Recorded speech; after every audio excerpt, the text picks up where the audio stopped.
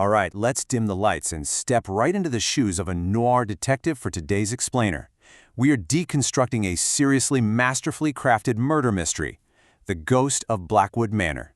We're going to use the official case files to analyze the timeline, the suspects, and the physical evidence to figure out exactly what went down on one fateful, stormy Friday night. So let's dive right into this dark, atmospheric explainer and see if we can actually solve this thing together. Now, to really understand this murder, we first have to understand the victim. And Lord Arthur Blackwood was, well, simply put, he was not a good man. This guy was a ruthless, cold-hearted billionaire who basically used his massive wealth to control, manipulate, and literally ruin the lives of everyone around him. He ran his estate, Blackwood Manor, like an absolute prison. The tension in that house, it was suffocating.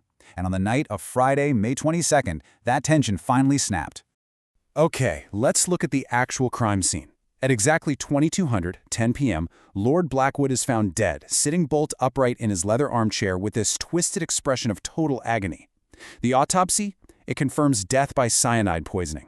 Now, cyanide acts almost instantly, usually within 5 minutes, and it leaves this really distinct, faint smell of bitter almonds.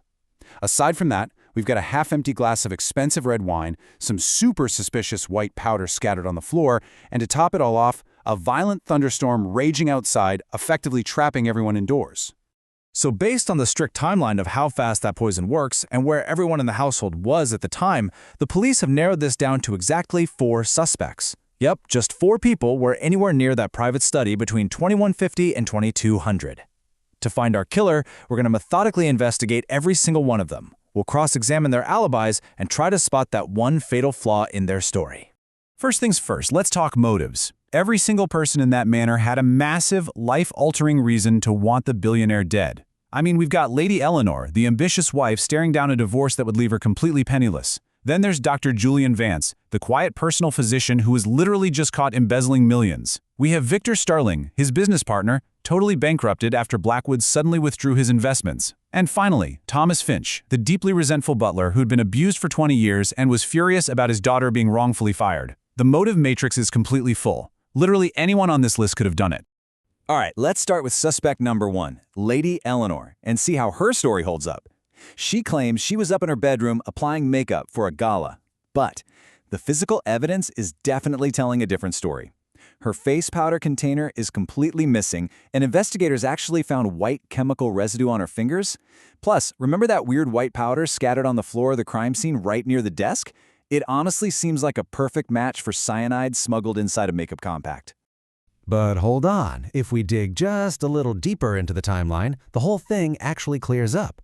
Turns out at 21:30, so half an hour before the murder, Eleanor went into the study to literally beg her husband not to go through with this highly public divorce. He just mocked her. So, in a massive fit of rage, she chucked her compact makeup kit right at his head, it shattered on the floor, and she stormed out with her hands completely covered in white cosmetic powder. So that powder on the floor and her hands, it's just a classic red herring. She's actually completely innocent of the poisoning. Moving on to suspect number 2, the extremely stressed business partner, Victor Starling. He claims that right at the time of the murder, he was outside, all alone in the front garden, just casually smoking a cigarette to calm his nerves. But there is a huge, glaring physical contradiction here. Guys, a violent thunderstorm was actively flooding the garden at that exact moment. You don't exactly take a casual, relaxing stroll to smoke in torrential rain, right? So his alibi is a flat-out lie. But here's the thing about investigations. A lie doesn't automatically equal murder. If we press Victor about the weather, his whole tough guy facade just completely crumbles. The reality is, at 2140, Blackwood basically laughed in his face and finalized his total financial ruin.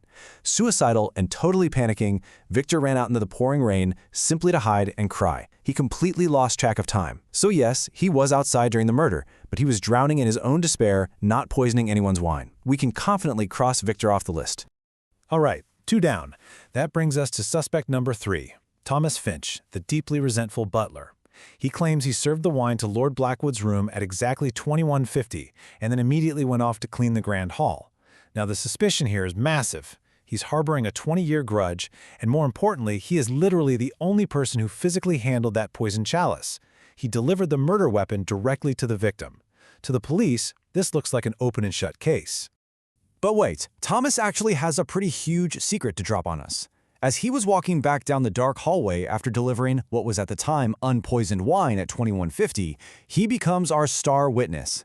He actually saw Dr. Julian Vance, the personal physician, messing around with the medicine cabinet earlier and then sneaking down the hall toward the study. So the butler didn't poison the wine, he just unwittingly set the stage for the person who actually did. Wow. Okay, so this shifts the entire spotlight directly onto the quiet, reserved personal physician. We've got this extremely tight 10-minute window between the wine being delivered and the body being discovered. We have to ask the ultimate question: what was Dr. Julian Vance actually doing between 2150 and 2200? To figure that out, we need to reconstruct his exact minute-by-minute timeline. Let's lay it all out.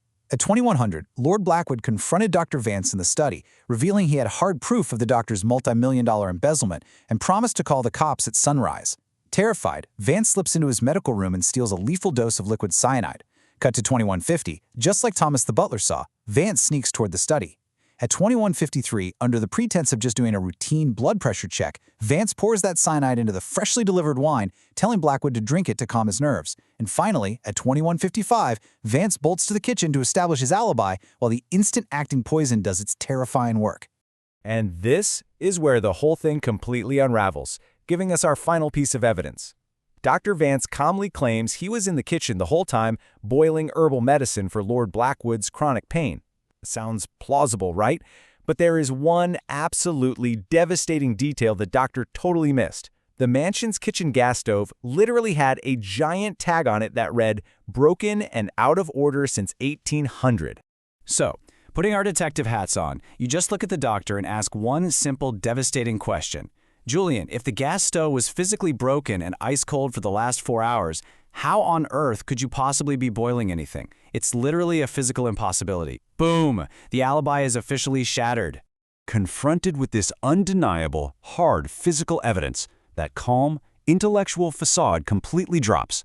Dr. Vance gives us this incredible, dramatic, cinematic confession. He says, "Brilliant, truly brilliant. I underestimated you. Yes, I killed him." He finally admits that Blackwood was an absolute monster who was going to ruin his life and throw him in prison over those embezzled medical funds.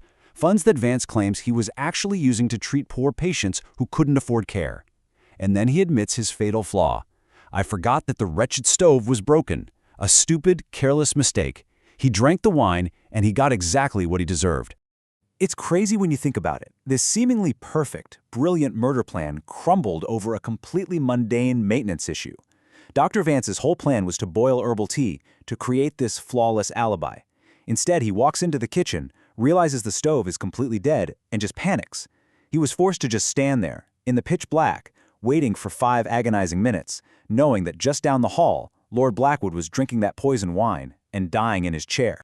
So the mystery of the ghosts of Blackwood Manor is officially solved, but man, does it leave us with a massive lingering ethical dilemma.